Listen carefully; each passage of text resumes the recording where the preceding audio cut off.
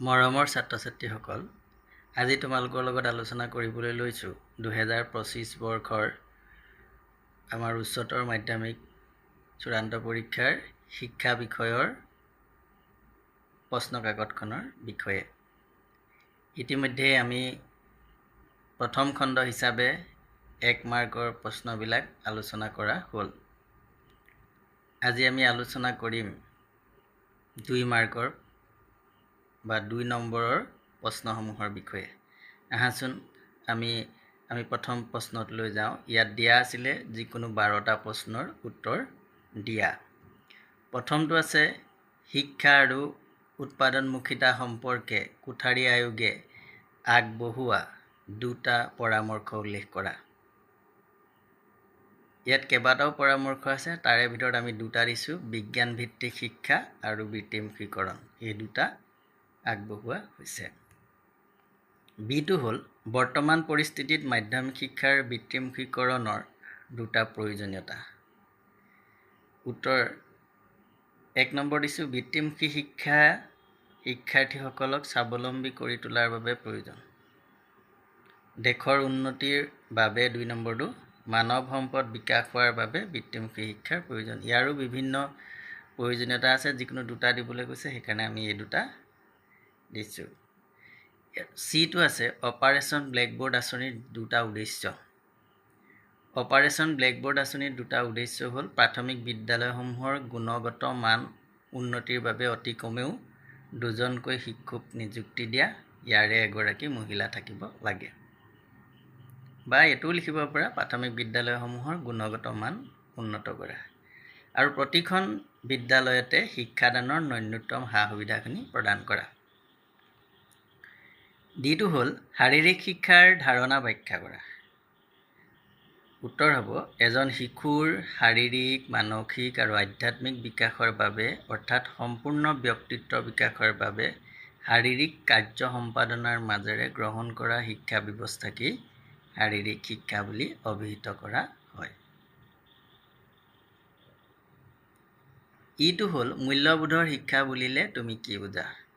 মূল্যবোধৰ শিক্ষা বুলিলে এনেবোৰ শৈক্ষিক কাৰ্যসূচী অন্তৰ্ভুক্তিকৰণৰ কথাকে সূচায় যিবোৰে ব্যক্তি আৰু সমাজৰ উন্নতিত অৰিহণা যোগায়।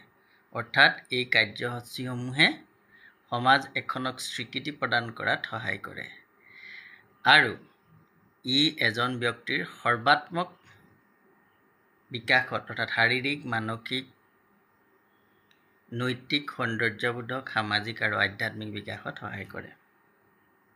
এফটো মহিলা সবলীকৰণৰ ধাৰণাটো ব্যাখ্যা কৰা। সমাজত প্ৰচলিত কিছুমান ধাৰণাৰ বাবে নাৰীক পুৰুষৰ অধীন হৈ থকা দেখা যায়। এই ধাৰণাবোৰৰ প্ৰত্যাহ্বান জনোৱাৰ বাবে বা পৰিৱৰ্তন আনিবৰ বাবে মহিলাৰ সামৰ্থ্য বহুৱাৰ যিটো প্ৰক্ৰিয়া, সেই বহুৱা প্ৰক্ৰিয়াটোক কি বুলি কোৱা হয়? মহিলা সবলীকৰণ বুলি কোৱা হয়। পৰিপক্কতা আৰু শিক্ষণৰ মাজত 2টা পাৰ্থক্য লিখা। ইয়াতো তোমালোকৰ বিভিন্ন ধৰণৰ পাৰ্থক্য আছে। আমি প্ৰথমটো লিখিছোঁ, শিক্ষণ মানসিক কাৰকৰ ওপৰত নিৰ্ভৰশীল, পৰিপক্কতা দৈহিক কাৰকৰ ওপৰত নিৰ্ভৰশীল। শিক্ষণ হৈছে এক সচেতন প্ৰক্ৰিয়া, পৰিপক্কতা এক সচেতন প্ৰক্ৰিয়া নহয়।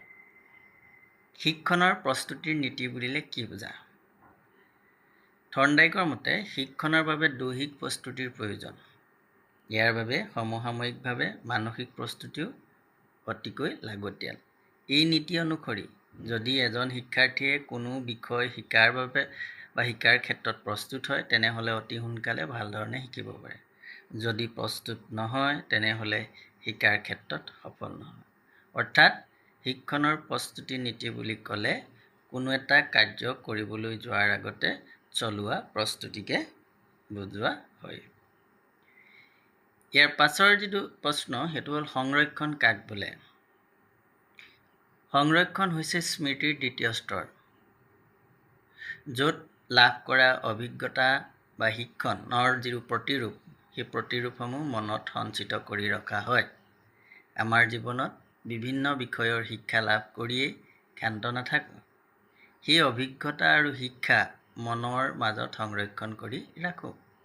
যিকোনো বিষয় শিকাৰ পিছত যদি মনত ধৰি ৰাখিবলৈ চেষ্টা কৰা নহয় তেনেহ'লে সি সহজতে পাহৰণি গৰ্ভত লীন যাব। গতিকে মনৰ এই সংৰক্ষণ ক্ষমতা অবিহনে স্মৃতি লাভ সম্ভৱ নহয়। পশ্চাদমুখী প্ৰতিৰোধ কাক বোলে? যেতিয়া সময়ৰ ব্যৱধান নৰখাকৈ দুটা ভিন্ন বিষয়ৰ শিক্ষণ লাভ কৰিবলৈ যত্ন কৰা হয় তেনে ক্ষেত্ৰত দ্বিতীয় শিক্ষণে প্ৰথম শিক্ষণৰ স্মৃতি ৰক্ষাত এক মানসিক বাধাৰ সৃষ্টি কৰে। ইয়াকেই কোৱা হয় পশ্চাদমুখী প্ৰতিৰোধ। ইয়াৰ পাছৰ প্ৰশ্নটো হ'ল মনোযোগৰ যিকোনো দুটা বৈশিষ্ট্য লিখা। মনোযোগ হ'ল এক মানসিক ক্ৰিয়া, তো লিখিব পাৰি। খটো হ'ল সচেতন মনক পৰিৱেশৰ বিষয়ৰ ওপৰত মনোনিৱেশ কৰা। মানসিক স্বাস্থ্য আৰু স্বাস্থ্য বিজ্ঞানৰ ধাৰণা ব্যাখ্যা কৰা। মানসিক স্বাস্থ্য হৈছে কোনো বেমাৰ আজাৰৰ পৰা মানসিকভাৱে মুক্ত হৈ থকা এটা বিশেষ অৱস্থা। মানসিক অৱস্থাৰ বা স্বাস্থ্যৰ দ্বাৰা এগৰাকী ব্যক্তিৰ বেমাৰ অথবা আঘাতহীন মানসিক অৱস্থাৰ কথাকে বুজোৱা হয়। মানসিক স্বাস্থ্য বিজ্ঞান হ'ল ব্যক্তিৰ মনৰ স্বাস্থ্য, ইয়াৰ লগত জড়িত থকা বিভিন্ন দিশ সম্পৰ্কে অধ্যয়ন কৰে। মানসিক স্বাস্থ্য বিজ্ঞানৰ প্ৰধান উদ্দেশ্যই হৈছে ব্যক্তিৰ ভাৰসাম্য ব্যক্তিত্ব বিকাশ সাধন কৰি সমাজত সুস্থভাৱে সমাযোজন কৰাৰ ক্ষেত্ৰত সহায় কৰা। মানসিক স্বাস্থ্য বিজ্ঞানৰ দুটা উদ্দেশ্য উল্লেখ কৰা। প্ৰথমটো হ'ল সুন্দৰভাৱে মানসিক স্বাস্থ্যৰ লগত সম্পৰ্কিত সমস্যাসমূহ জনা আৰু বুজাত সহায় কৰা। সুন্দৰ মানসিক স্বাস্থ্য বিজ্ঞানৰ অনুশীলনৰ কথাবোৰ বুজি পোৱাত সহায় কৰা। মানসিক স্বাস্থ্য বিজ্ঞানৰ প্ৰতিৰোধমূলক কাৰ্য ব্যাখ্যা কৰা।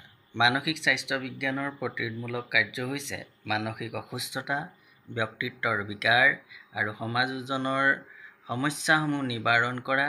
মানসিক স্বাস্থ্য বিজ্ঞানে শিশুৰ মানসিক অসুস্থতাৰ কাৰণবোৰ, ব্যক্তিত্বৰ বিকাৰ আৰু সমাযোজনৰ সমস্যাসমূহৰ বিষয়ে বুজি পোৱাৰ ক্ষেত্ৰত সহায় আগবঢ়োৱা। ইয়াৰ পিছত অ'টো আছে তলত দিয়া তথ্যসমূহৰ পৰা মধ্যমা আৰু বহুলক নিৰ্ণয় কৰা। আমি জানো মধ্যমা নিৰ্ণয় কৰিবলৈ হ'লে সংখ্যাবিলাক একাদিক্ৰমে সৰুৰ পৰা ডাঙৰলৈ বা ডাঙৰৰ পৰা সৰুলৈ সজাই ল'ব লাগে। তাৰপিছত আমি মন কৰিব লাগে ইয়াত মুঠ ৰাশি কেইটা আছে।